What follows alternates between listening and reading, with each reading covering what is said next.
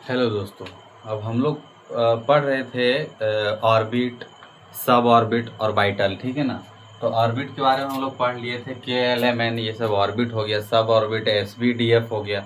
आज हम लोग को पढ़ना है इलेक्ट्रॉनिक कॉन्फ़िगरेशन किसी भी तत्व का कैसे करते हैं। तो ऑर्बिटल के बारे में थोड़ा सा हुंड के नियम के अनुसार देख लीजिए कि ऑर्बिटल क्या बोलता है, यानी कि हुंड का नियम क्या बोलता है कि यदि किसी इलेक्ट्रॉन को बिठाना है तो सबसे पहले मान लीजिए हमारे पास 6 इलेक्ट्रॉन है। कितने इलेक्ट्रॉन है भाई? तो 6 इलेक्ट्रॉन हमारे पास है। तो कैसे बिठाना है? तो हुंड के नियम के अनुसार, हुंड के नियम के अनुसार, हुंड एक वैज्ञानिक था जिसने नियम दिया था इलेक्ट्रॉन बिठाने का ऑर्बिटल में। ऑर्बिटल में कैसे दिया था? तो सबसे पहले जब इलेक्ट्रॉन बिठाना है तो जितना भी इलेक्ट्रॉन रहेगा सबसे पहले सभी इलेक्ट्रॉन का फेस ऊपर रहना चाहिए। जैसे 6 इलेक्ट्रॉन है तो 1 2 3 सभी का फेस ऊपर है। फिर यहाँ से स्टार्ट करना है और फिर फेस नीचे करके बिठाना है। तो हो गया 1 2 3 4 5 6। ना कि हम लोग को ऐसे बिठा देना है, ना ही दोनों को नीचे फेस करके बिठाना है। और ये भी नहीं करना है कि इस बॉक्स में हम लोग इलेक्ट्रॉन भर दिए और दूसरा काम इसमें भर दिए, या फिर इसमें भर दिए और इसमें और बाकी इसमें खाली रख दिए। खाली नहीं रखना है किसी में। जब तक पूरा मतलब खाली अगर रह जाएगा तो अलग बात है, लेकिन सबसे पहले कैसे खाली रहेगा? मान लीजिए अगर आपके पास 3 इलेक्ट्रॉन है, आपके पास 3 ही इलेक्ट्रॉन है, तो सबसे पहले कैसे भरिएगा? तो फेस ऊपर करके भर देना है आप। और यदि आपके पास मान लीजिए कि 5 इलेक्ट्रॉन है, तो 5 इलेक्ट्रॉन है, 3 ऐसे भर दिए और चौथा पांचवा ऐसे भरना है।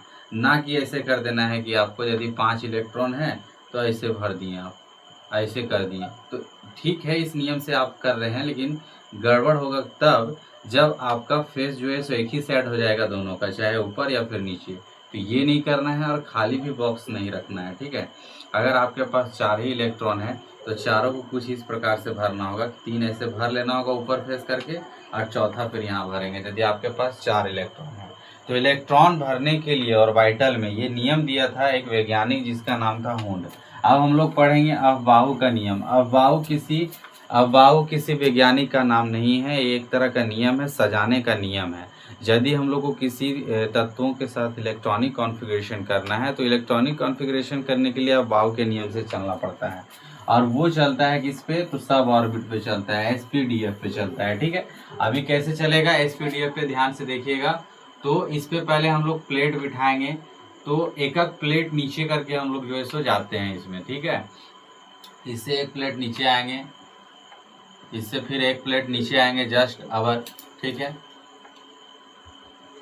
अभी फिर से एक प्लेट नीचे आएंगे हम लोग, तो ऐसे आएगा। जैसे इसमें 1 हो गया, 2 हो गया, 3 हो गया, 4 हो गया, 5 हो गया, 6 हो गया, 6 तक जाएगा। एस वाला ब्लॉक है ये, एस एस एस।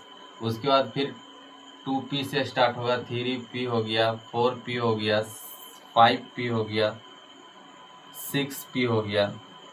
फिर यहाँ से आएगा तो 3D हो गया, 4D हो गया, 5D हो गया, 6D हो गया, 4F हो गया, 5F हो गया, 6F हो गया। तो और सब ऑर्बिट पे चलता है। और इलेक्ट्रॉनिक कॉन्फ़िगरेशन यहाँ से स्टार्ट होता है 1s से, ठीक है। उसके बाद फिर जाएगा किस में? तो 2s में जाएगा, फिर 2P 3s में जाएगा, फिर 3P 4s में जाएगा, फिर 3D 4P 5s में जाएगा, फिर 4D 5P 6s में जाएगा, फिर 4F 5D 6P में जाएगा, फिर 5F 6D ऐसे करके आता है। तो इसी पर इलेक्ट्रॉनिक कॉन्फ़िगरेशन निकाला जाता है, ठीक है।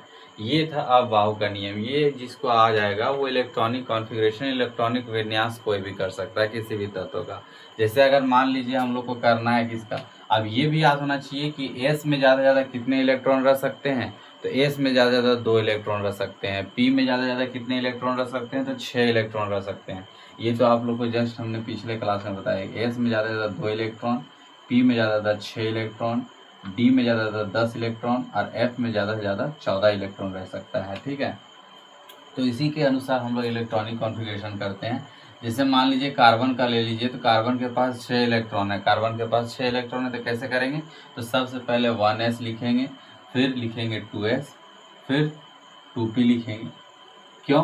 क्योंकि 1s के बाद 2s आएगा, 2s के बाद फिर 2p में जाएगा, फिर 3s में जाएगा, तो यहीं पे इलेक्ट्रॉन खत्म हो जाएगा। जैसे कि 1s में ज़्यादा ज़्यादा कितने इलेक्ट्रॉन, 2 इलेक्ट्रॉन।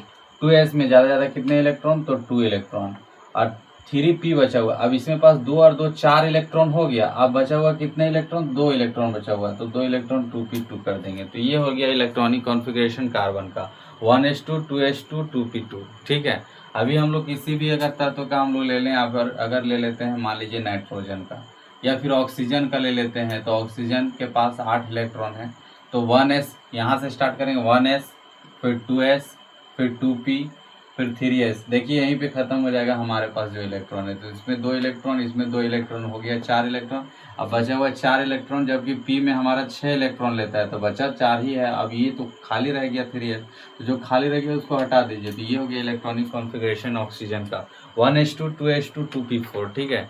तो इसी तरह से हम लोग जो है इलेक्ट्रॉनिक कॉन्फ़िगरेशन किसी का भी निकाल सकते हैं। अगर हम लोग ले लें एक एग्जांपल एल्युमिनियम का ले लेते हैं। ठीक है। तो एल्युमिनियम हमारा कितना नंबर में आता है भाई, तो ये भी तो याद होना चाहिए। जैसे सोडियम ले ले, एल्युमिनियम 13 नंबर में आता है। सोडियम ले लेते हैं, सोडियम 11 नंबर में आता है। तो सोडियम के पास इलेक्ट्रॉन 11 है। तो कैसे करेंगे, तो यहाँ से स्टार्ट करेंगे 1s 2s 2p 3s फिर 3p। ठीक है, इस तीर के अनुसार ही चलना है। तो 1s में ज़्यादा 2 इलेक्ट्रॉन, इसमें भी 2 इलेक्ट्रॉन। अब इसमें जो है 6 इलेक्ट्रॉन लेता है, तो p में 6 इलेक्ट्रॉन दे ही देते हैं। क्यों दे देंगे, क्योंकि देखिए अभी 2 और 2 4 हुआ है, 4 और 6 10 हुआ है, हमारे पास 11 इलेक्ट्रॉन है। s में जो है 2 इलेक्ट्रॉन लेता है, लेकिन एक ही बचा हुआ है, तो एक डाल देंगे इसमें। अभी 3p बच गया, तो गोसा करके भाग जाएगा। ठीक है, कोई दिक्कत है। इसमें सोडियम का इलेक्ट्रॉनिक कॉन्फ़िगरेशन हो गया। इसी तरह से सारे तत्वों का इलेक्ट्रॉनिक कॉन्फ़िगरेशन हम लोग निकालते हैं। ठीक है। एक दो एग्जांपल और समझिए इलेक्ट्रॉनिक कॉन्फ़िगरेशन निकालने का। जैसे अगर एल्युमिनियम का इलेक्ट्रॉनिक कॉन्फ़िगरेशन निकालना है, तो एल्युमिनियम के पास टोटल कितने इलेक्ट्रॉन रहते हैं भाई, तो 13 इलेक्ट्रॉन रहता है। तो कैसे करेंगे, यहीं से स्टार्ट करेंगे 1s 2s फिर 2p फिर 3s फिर 3p। अब इसके पास 11 है, तो चलिए इसमें 2 इलेक्ट्रॉन रहेगा, s में भी 2 इलेक्ट्रॉन, p में 6 इलेक्ट्रॉन। अभी देखिए 2 और 2 हो गया 4, 4 और 6 हो गया 10, हमारे पास 13 इलेक्ट्रॉन है। फिर से s आ गया, तो इसलिए फिर यहाँ पे 2 ही इलेक्ट्रॉन जाएगा, क्योंकि s में 2 ही इलेक्ट्रॉन लेता है। तो 2 और 2 4 हो गया, 4 और 6 10 हो गया, 10 और 2 12। अब एक बचा हुआ है, p में लेता है 6, लेकिन एक ही बचा हुआ है, तो इसलिए एक यहाँ डाल देंगे। तो ये हो गया एल्युमिनियम का electronic configuration 1s2 2s2 2p6 3s2 3p1। ठीक है। तो इस तरह से हम लोग किसी भी तत्व का इलेक्ट्रॉनिक कॉन्फ़िगरेशन निकालते हैं। ज़्यादा भी बड़ा रहेगा तो उसका भी अलग इसी तरह से निकालेंगे, अब बाहो के नियम से ही। तो आज के क्लास यहीं तक, और भी हम लोग नेक्स्ट क्लास में इलेक्ट्रॉनिक कॉन्फ़िगरेशन के बारे में और अधिक से अधिक जानकारी लेंगे। ठीक है, धन्यवाद।